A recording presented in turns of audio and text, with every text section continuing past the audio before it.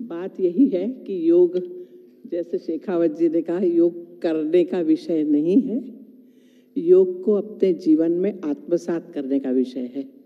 योग में जीवन जीना है। सवेरे जैसे ही हम उठते हैं, ईश्वर को याद करना बहुत ज़रूरी है, क्योंकि ईश्वर है, सत्य है, याद करना ज़रूरी है। और उसके बाद एक लंबी सांस लेना ज़रूरी है।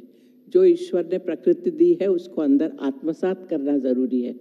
और ये हमें आदत में आ जानी चाहिए। आपको याद भी नहीं करना पड़ेगा, अपने आप हो ही जाता है।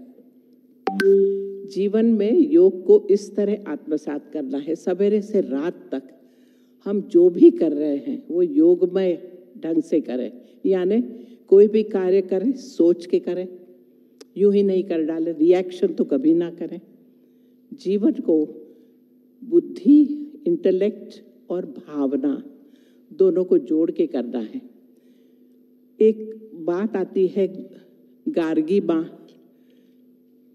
माता गार्गी सीता मैया के पास गई, उनके साथ शास्त्रार्थ कर रही थी और उन्होंने कहा, सीता ये बताओ कि इतने सारे ये शस्त्र हैं, शिव जी महाराज का पशुपतास्त्र,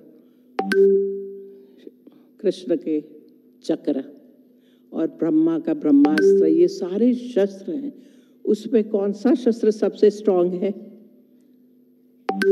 तो सीता ने कहा करुणास्त्र। उन्होंने कहा ये करुणा का अस्त्र क्या होता है? तो उन्होंने कहा जब एक इंसान के अंदर करुणा है, कंपैशन है, दया है, दूसरों के दुख को समझने की शक्ति है, दूसरों के बारे में सोचने की ताकत है, उसके लिए कुछ करने का सोचते हैं, तब फिर वो इंसान आपका बन जाता है, फिर शस्त्र की जरूरत ही नहीं पड़ती। और इसीलिए आज जो देश में जरूरी है वो है ये भाव, करुणा का भाव। लड़ाइयाँ क्यों हो रही है? अभी ही हमारे पास द योगा इंस्टीट्यूट में वहाँ के लोग आए जहाँ बॉम्ब बहुत ज़्यादा चल रहे हैं अभी, यूक्रेन के एम्बेसडर आए हमारे पास और उन्होंने कहा कि हमारे देश में सब बहुत दुखी हैं, क्योंकि हर क्षण पता ही नहीं है कब कहाँ से बॉम्ब गिरे। और उन्होंने हमारे दिल्ली के सेंटर से, जहाँ शेषपाल जी हैं, वहाँ उन्होंने योग सीखा और उन्हें पता लगा कि योग में इतनी शक्ति है कि ये सब जगह बॉम्ब भले गिर रहे हो, लेकिन आप अपने मन को सही स्थिति में रख सकते हो।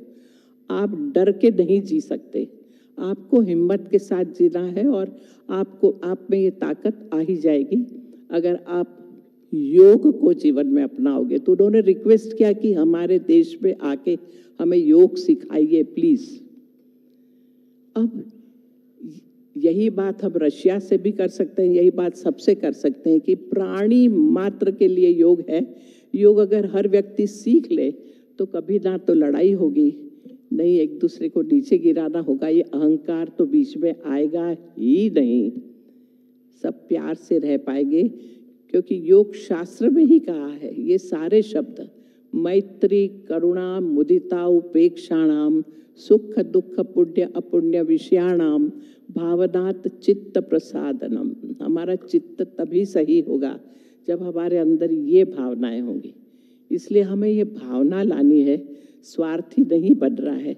जैसे अभी स्वामी जी ने कहा, सब अपने मोबाइल लेके बैठे हैं, पास में कोई खड़ा है तो स्माइल तक नहीं कर पाते। एक लिफ्ट में दो चढ़ रहे हैं तो सब अपना अपना मोबाइल लेके बैठे हैं। मैं कहती हूँ कि एक दूसरे इंसान को रिस्पेक्ट नहीं कर सकते आप, कि कम से कम उस समय मोबाइल रख लें जब कोई है साथ में, तो कम से कम स्माइल तो करें उसको देख के, कम से कम उसको अभिवादन तो करें। मगर वो नहीं हो रहा आजकल, सब अपने में ही बिजी है। और इसीलिए हम थोड़ा यहाँ से अलग हटें। ये कल्चर बहुत गलत कल्चर है, इसमें नुकसान ही नुकसान है। और इसीलिए कोशिश ये की जाए कि हम मिलकर चलें। योग का अर्थ ही है जुड़ना, मिलना, और हम सब मिल के आगे बढ़ें। तो बस बहुत कुछ कहा है और आप बहुत कुछ सुनेंगे भी, लेकिन यही याद रखना है कि मैं खुद के लिए तो सही समय निकालूं, बहुत समय नहीं निकालना पड़ता स्वस्थ रहने के लिए। लेट मी टेल यू, अगर जीवन में आत्मसात कर लिया ना योग को, तो अलग से ज्यादा समय नहीं निकालना पड़ता। आपका समय फिर दूसरों के लिए काम आता है, आप दूसरों के लिए जीते हो। और इसीलिए योग इंस्टीट्यूट में हम बार बार ये स्लोगन बोलते हैं कि योगा फॉर हाउस होल्डर्स, जिनकी खुद की रिस्पॉन्सिबिलिटी है, ड्यूटी है, माँ बाप को संभालना है, भाई बच्चों को संभालना है, परिवार को संभालना है, नेशन को संभालना है, और ये साधु सन्यासियों को भी संभालना है, गृहस्थी सबको संभालते हैं। और इसीलिए उनको कैसे अपने आप को सही रखना आना चाहिए, और इसीलिए योग को अपने जीवन में लाइए। हर क्षण योगमय हो जाए तो बहुत ही सुंदर जीवन हो जाएगा। बस यही कहना था। नमस्कार।